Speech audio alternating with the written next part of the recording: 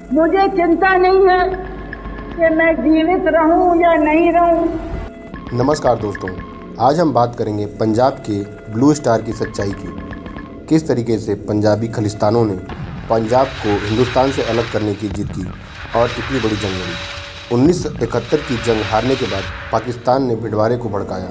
Operation blue star में सेना ने जूता बेल्ट उतार कर किया था प्रवेश।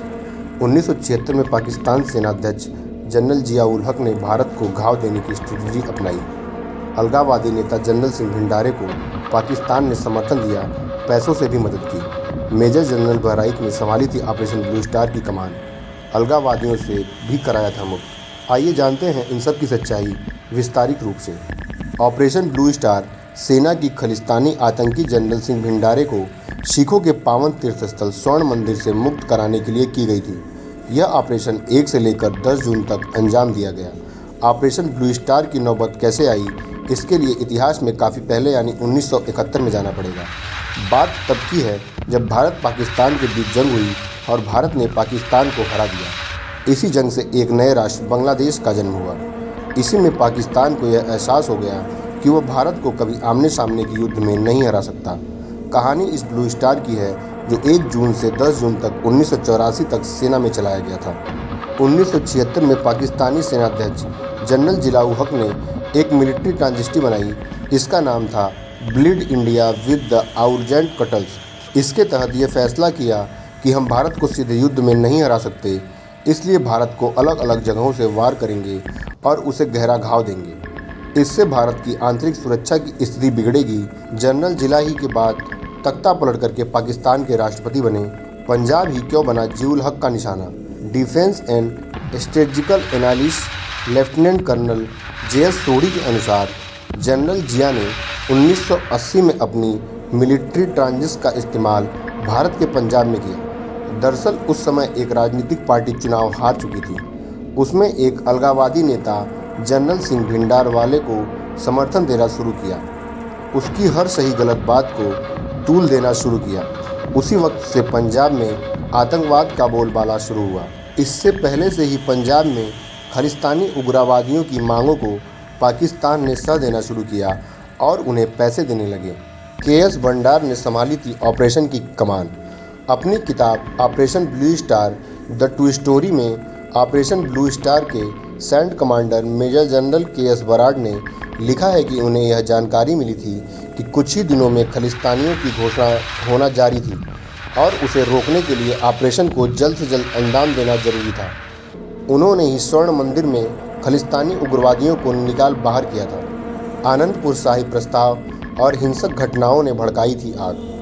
पंजाब की समस्या की शुरुआत 1970 के दशक में अकाली राजनीति के खिंचाव और अकालियों की पंजाब संबंधी मांगों को लेकर शुरू हुई थी।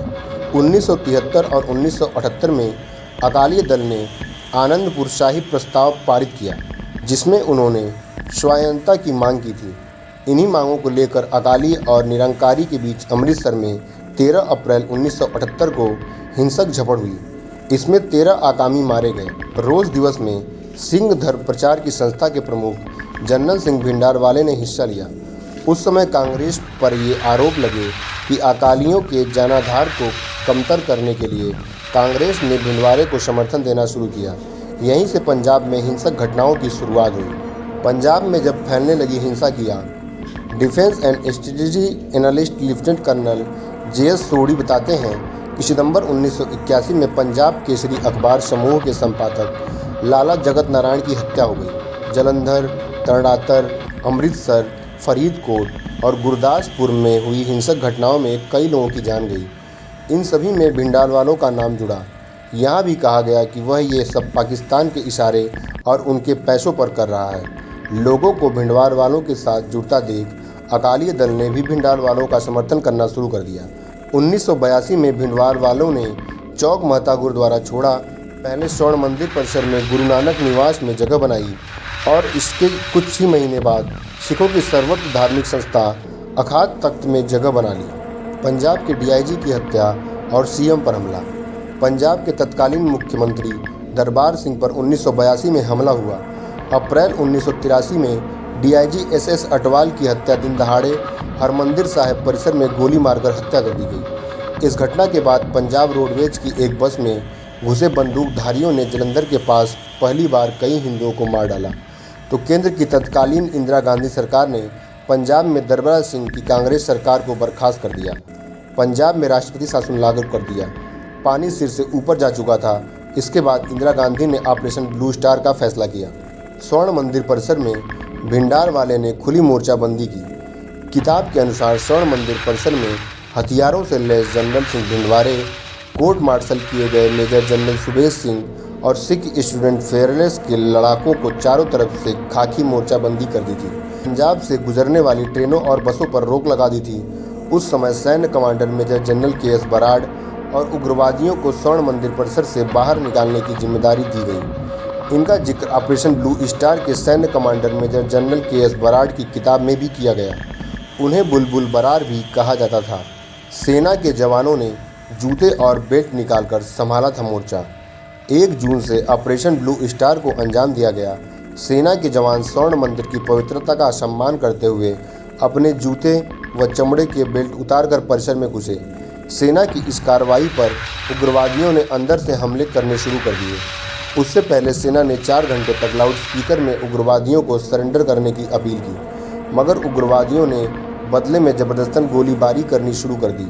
तब 5 जून को बख्तरबंद गाड़ियों और टैंकों का इस्तेमाल करना पड़ा। आखिरकार 6 जून भिंडवारा मारा गया। इस ऑपरेशन का सबसे खौफनाक नतीजा यह हुआ कि तत्कालीन प्रधानमंत्री इंदिरा गांधी की 31 अक्टूबर 1984 को हत्या कर दी गई।